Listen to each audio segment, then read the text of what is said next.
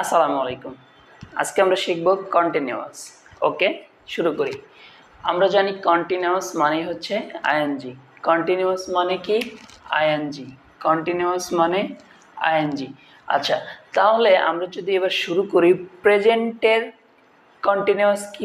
আমরা জানি প্রেজেন্টের কন্টিনিউয়াসের helping verb হচ্ছে এম, ইজ, আর আর এর সাথে হবে আইএনজি। তার মানে কি হলো প্রেজেন্টের কন্টিনিউয়াস।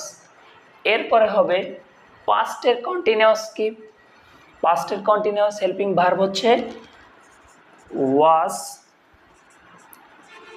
ওয়্যার, এর সাথে হচ্ছে আইএনজি। তাহলে কি হবে? Past continuous. এরপরে যদি আমরা দেখি ফিউচার কন্টিনিউয়াস কি? ফিউচার কন্টিনিউয়াসের সাহায্যকারী ভার্ব হচ্ছে শ্যাল বি অথবা উইল বি, এর সাথে হবে আইএনজি। তাহলে কি হবে? Future continuous.